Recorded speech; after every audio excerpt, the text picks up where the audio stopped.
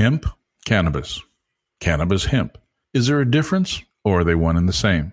In this episode of the Latino Business Report, we're going to talk and learn about hemp, its different uses and benefits. Throughout history, hemp has been used extensively across the world for paper, fabrics, and even medicines. Hemp was one of the first cultivated fiber plants, with archaeological records of its use tracing back to ancient civilization in northern China as early as 10,000 BC. Hemp is definitely not something new, but I predict you'll be hearing a lot more about it in the near future. Hemp, or cannabis, with less than 0.3% or less THC, can also be grown to produce a wide variety of products such as paper, clothing, textiles, animal feed, plastics, food products, such as hemp seed, hemp milk, hemp protein powder, hemp oil, and the list goes on. Because hemp grows faster than trees and other crops, it is considered to be a more sustainable way of making products like paper and textiles. Because of hemp's wide variety of uses, it can be very profitable. And one of the best places in the United States to plant this fast-growing, high-yield, and profitable crop is Texas's own Lower Rio Grande Valley.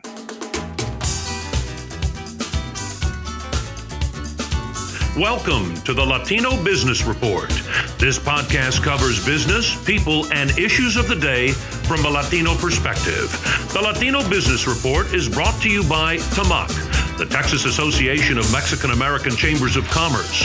TAMAC is the leading Hispanic business organization in Texas since 1975. Now for your host, J.R. Gonzales. And welcome to the Latino Business Report.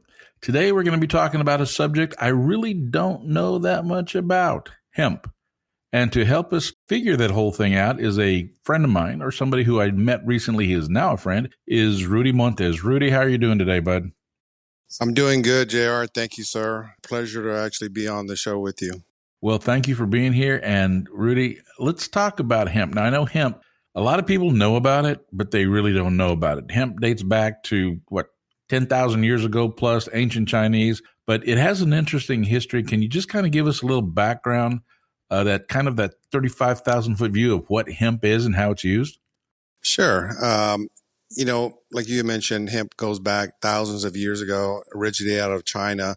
We used to actually have some of it here in Texas, back in Angleton, Texas, and they used it for quite a bit of remedies for medical wise. They also had a lot of it was used for rope. As you know, where the Constitution is actually written on hemp paper. Whoa, stop. The Constitution, the United States Constitution is written on hemp. Yes, hemp paper. Well, I'll be darned. I didn't know that. Okay. Yeah. Didn't mean to interrupt. Okay. A lot of the hemp that was a big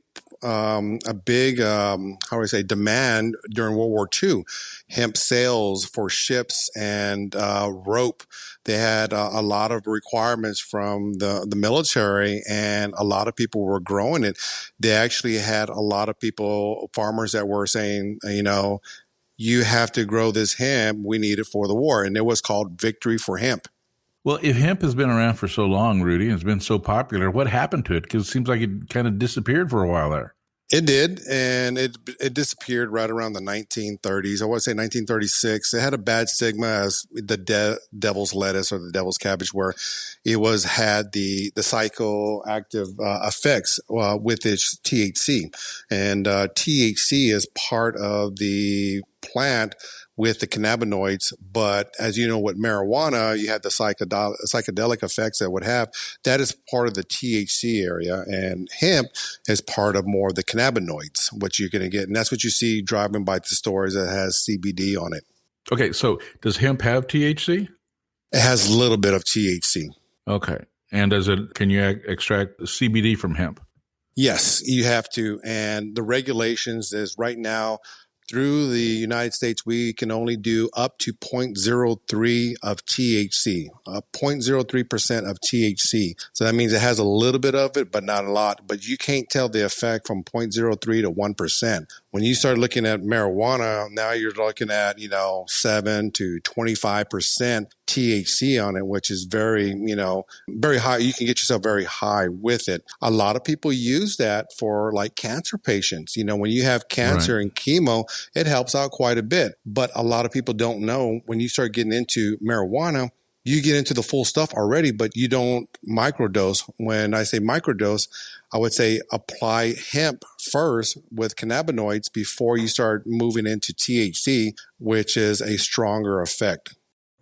All right, Rudy, I am totally confused. All right, maybe the listeners out there are a little smarter than me. So hemp is not marijuana. That's correct. Hemp is not marijuana. But hemp has some of the characteristics in a smaller portion that marijuana has. Yes, and it looks the same. It smells the same. It's a little bit different when you're using it. Hemp and marijuana, they look the same when they're growing. When you're looking at hemp for industrial, which I'm in, it's totally different. It looks like a large bamboo plant that skyrockets about 18 feet high. Okay, and so there's where the product or the money is, right, in the industrial hemp.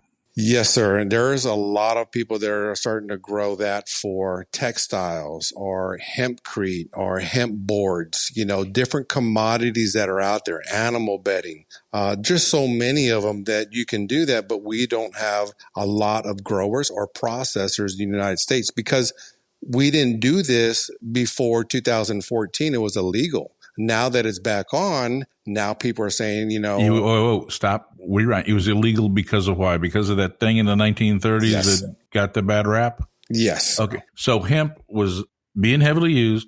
It kind of got slapped on the hand. Illegal. Now it's legal again. Yes, sir. Now then you said industrial hemp. So what's the difference between industrial hemp and regular hemp? That's a good question. Regular hemp, I always look at it as your pharmaceutical. That's going to be what you're going to either smoke or take as a tincture under your tongue or apply it to your skin for a salve or a topical lotion versus industrial hemp, which you're looking for fiber and grain. And those are going to be used for commodities for like textiles or shirts or hemp for buildings. But yet hemp is not marijuana. That's correct. Okay. So let me cut to the bottom line. Not that I'm going to do it, but if I were to grow hemp in my backyard, with some lights and everything else, is that legal if it's not industrial hemp, if it's regular hemp? Yes, it is legal to grow that as long as you have the proper license and registration with the Texas Department of Agriculture. Okay. Do I need a license and registration for industrial hemp? Yes, you do. Okay. So it is regulated then? Yes. No matter how you cut it, how you grow it, hemp, marijuana is both. Well, marijuana's not. We don't do marijuana here in Texas. We only do hemp, but there are only 3 companies in the state of Texas that are allowed to go up to 1%.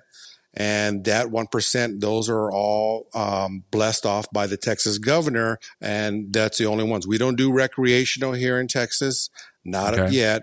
So I believe Texas is only going to do medical first before they go recreational. All right.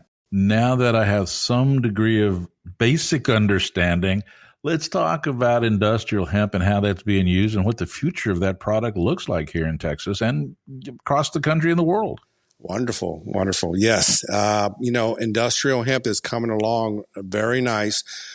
It's a low risk instead of a cannabinoid or the other hemp for pharmaceuticals. You don't have to worry about, having a high risk to grow that. When you grow the pharmaceutical side of it, you got so many regulations. But with the industrial side, you don't have too many regulations. You still have regulations from the state and federal, but it's a lot easier. And we don't have too much labor. It's all mechanical. It's all through machines. It's all for large ag or big ag farmers with huge combines and tractors and seeders, planters that can go out there and do this. And we're doing hundreds to thousands of acres. It's kind of like how cotton started off back in the days. Well, we're almost in the same era right now as industrial hemp starting off. It's getting to be where it replaces cotton, or it can actually blend in to reduce maybe half the growing population of cotton and have hemp with it. Okay. I understand growing. I mean, and from my research, the hemp has a better yield. You can probably grow 2 or 3 crops a year with hemp as opposed to other products. But is there a market for it, Rudy? Is there a market for it? I mean, you can grow it all day long, but if nobody's buying it or using it. That's right. Yes, that's a good question, JR, because whenever our how do I say, our structure of the industry right now is just starting off. So whenever we start growing it, who do we sell it to? Where is it going to go? And now what kind of product are you going to be able to use out of it? As you mentioned earlier, here in Texas, we can do it 2 to 3 times a year versus up north Texas, Colorado, or Montana. They only got one shot at it. We've got multiple shots that we can be able to do. That's the great thing about growing it here in Texas. Because of the climate, right? I mean, that's correct. So if a farmer were to go out and let's say they grow sugarcane on their field and there's only one cycle a year they do sugarcane, there's a lot of work. But if they were to grow hemp, they can get maybe 2, 3 crops out of that same piece of land? Yes, and you rotate it with your other crops. So if I'm going to grow corn and I'm growing that for 4 or 5 months, as soon as I harvest corn, I'm planting hemp. And then when hemp's done, I can sell that and I go right back to corn or go to a different crop. What hemp does, it helps rejuvenates the soil. It helps get all the bad chemicals and all the bad metal out of it, and it actually makes the soil a lot purer for your other commodity crop like corn or sorghum or any of that other stuff out there. So it's a good rotational crop. So hemp has characteristics that can heal the body. It also has characteristics that can heal the earth. It's a wonderful plant. I'm telling you, God made it for us. God made it for you and me, as they always say, but it's really wonderful, sir. Well, it's definitely an interesting product. Now, my early connection with hemp or first know about it was hemp clothing. So in the textile industry, there'd be a lot of, I know it was a textile. So a lot of clothes were made with hemp, right? Now, let me ask this question. If I were to if I were in Mexico or I was coming from South Texas and I have to go through a border checkpoint and I'm wearing a hemp made shirt, are them dogs going to be hitting on me and sniffing and going, well, we hit on something here? No, sir, they won't do that. Them drug dogs aren't going to get me? No, we worked with the Border Patrol quite a bit, and what they're looking for is methamphetamines, really stuff that can actually harm a person. For plants like this, they don't have it. As long as you have your license and you're good, they won't even stop you. All they're doing is if you're an American citizen, you're good. So we pass through there plenty of times with plants, and they don't say nothing. They just give you the thumbs up, rock on. Good to know. Good to know, but I still don't want to try it. Anyway, so hemp and marijuana, very similar in characteristics, but different purposes. Rudy, you talked about materials, the textile, rope. What other purposes does hemp have? I know in construction, isn't there a purpose for it in the construction industry as well? Yes, sir. They are actually doing a lot of hempcrete coming out. What hempcrete, it's a binding of the herd of hemp and lye. So what I believe it's lye. Don't lie to me. Tell me the truth. I really want to know. I'm telling you. And you're mixing it the same way. You're mixing it like you're mixing concrete and you're plastering it on like a stucco. Usually people have a gun or they shoot it onto the side of the wall, or they actually make bricks out of it, like more of like a Legos. And those are coming out more often. So those construction people that are out there, those are the new things that are coming up. Why? It's better insulated. People have put fire against it with a torch and it doesn't really do anything. Plus, instead of you drilling or carve it into the earth by doing these big rock quarries, you can actually do half of that by mixing it with a crop that is going to be a plant. That plant is a carbon negative. If a lot of people understand through the government, they always want to say, all right, as you see, look how many electric cars that are coming out. They rose the gas prices that are coming up. They don't want a lot of carbon out there. Hemp throws off a plenty of portion where it helps save that climate, where it has that global warming. And speaking of that, we've been just applied for the USDA to do the climate crop smart commodity partnership with USDA just recently. Now, I'm also looking at when we first met a couple months ago, you showed me a product where you can actually make boards out of hemp. For fencing or decks or patios or framing. These were this product was solid. Yeah, you saw it was pretty heavy. Than wood.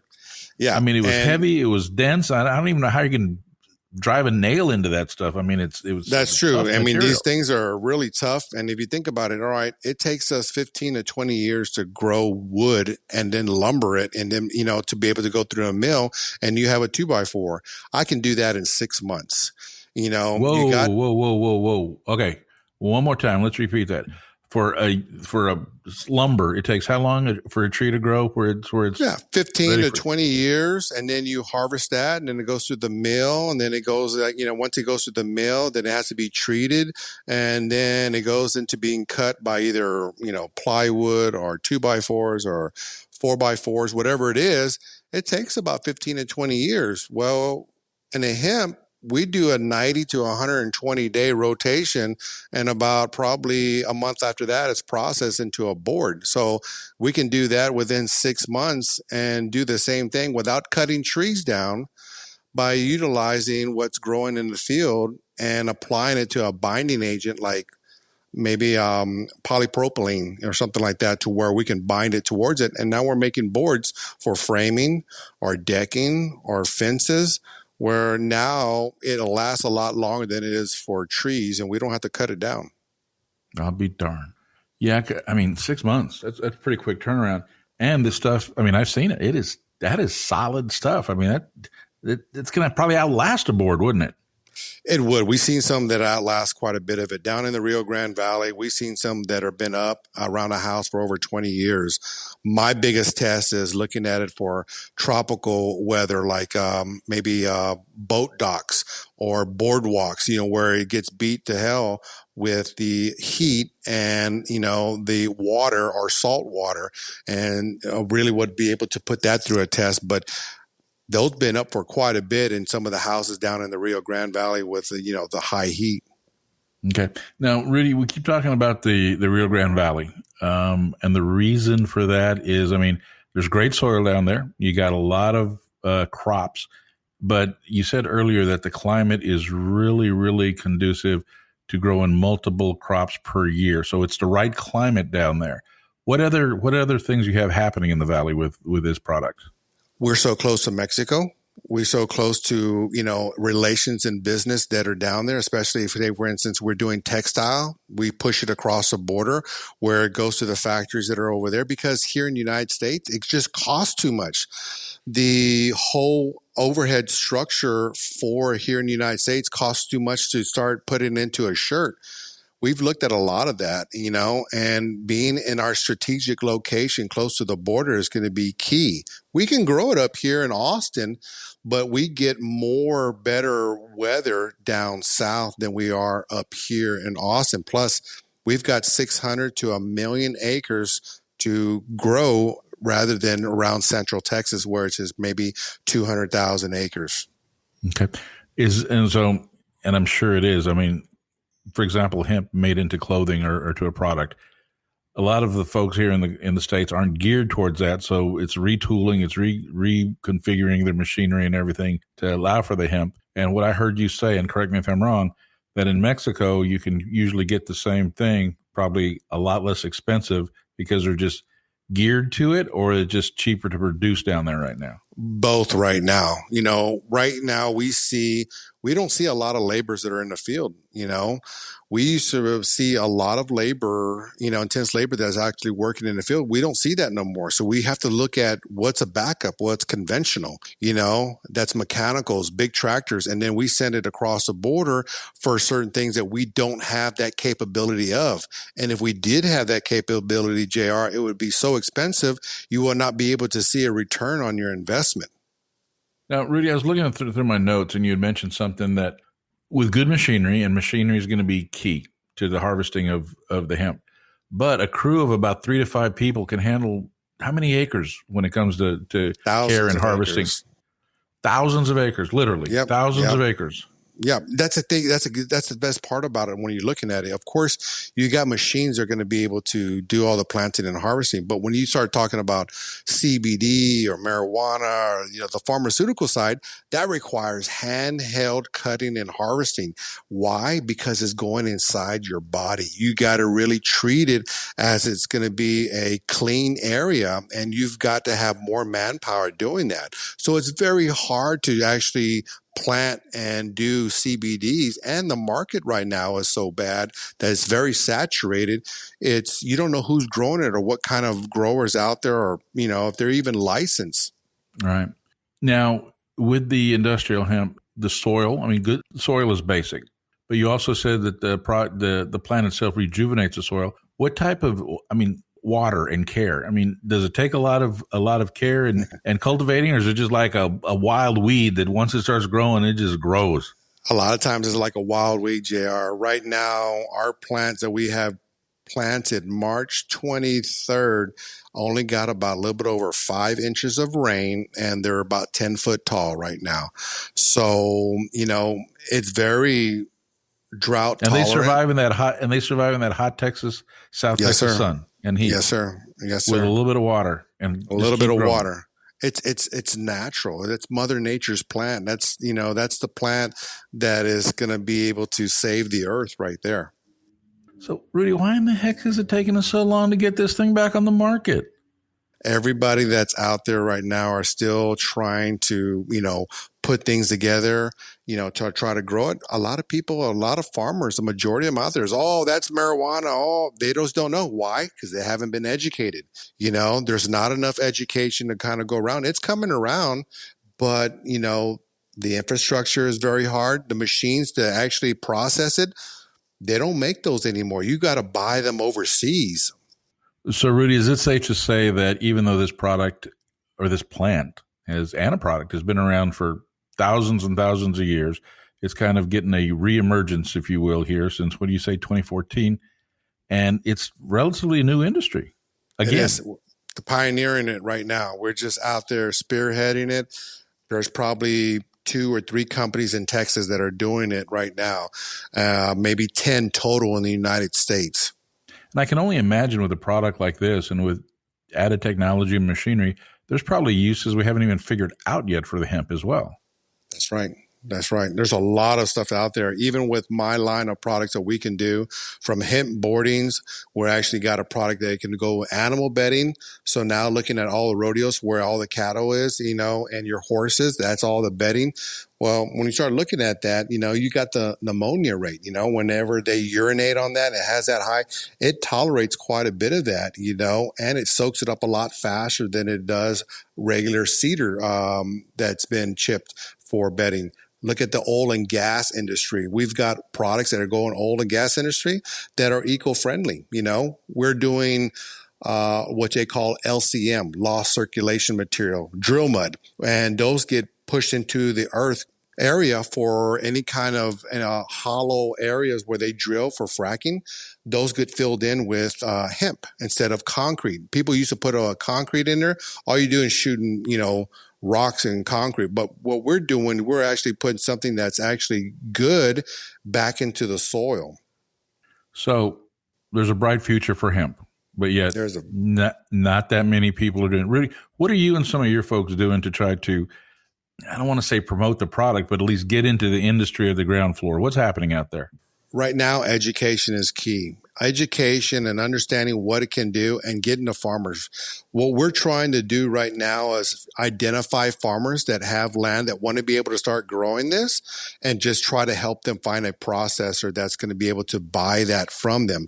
I would suggest never grow anything unless you know somebody is on contract to buy it. Having a good buyer or having a good contract with somebody who's going to be able to buy that's going to be key. Everybody wants to be able to test it out and see how it's going to do. But I would say talk to somebody like myself, so I can be able to tell you, where do you get the genetics from? How are you going to grow it? Who's going to buy it? And that person buying it, as long as everybody's making the money out of it and it's actually helping Mother Earth, it's a win-win situation.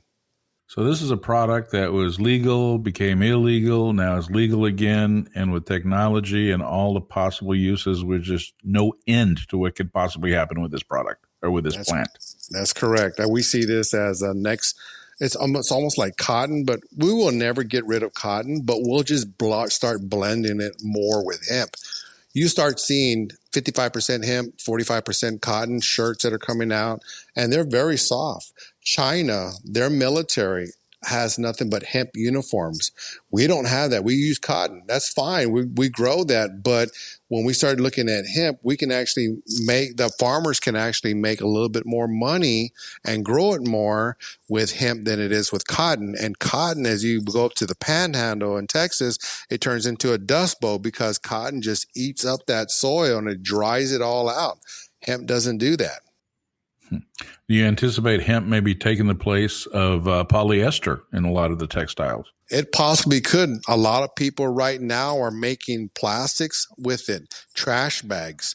What they do is they break down the resin and they put it through a mill and they get all the powder of it, and that goes and gets formed into some kind of like a block. And it's a block where they can actually heat it up. And we've got people that are doing trash bags that will decompose in a landfill in less than a year. Wow. Well, Rudy, we're almost out of time. And what I'm going to do is on the podcast notes, I'm going to put your website address and a contact information for you, because I'm sure there's people out there that may have some questions. I know I still have questions, and I'll talk to you about that after the recording. But is there anything you would like to say before we go? I think look forward to seeing me more often around the farming or agricultural area that can actually help out farmers. And on the business side, you never know what commodity might be able to help out with your own Latino business that's out there, especially construction, or if it's going to be something to where you're looking at clothing. Let's help each other out by talking about it, and we might be able to connect in a way that we'll be able to benefit from each other. Let's just stay hemp. It's cool to be hemp. Okay. It's cool to be hemp. Okay, guys, you've been listening to the Latino Business Report. My name is J.R. Gonzales. I'm your host, and we've been here with Rudy Montes. And Rudy, I forgot to mention at the top of the show, thank you for your service, sir. I know that you are former military and are getting with some other veterans and actually going into this hemp project. So congratulations and good luck with that. If you like what you've heard, go ahead and give us a like. You can follow us on Podbean or any place you prefer to listen to podcasts. We're there. Give us a like, give us a comment. We'd love to hear from you. And until next time, Rudy, I'm thinking hemp, buddy. I'm thinking hemp.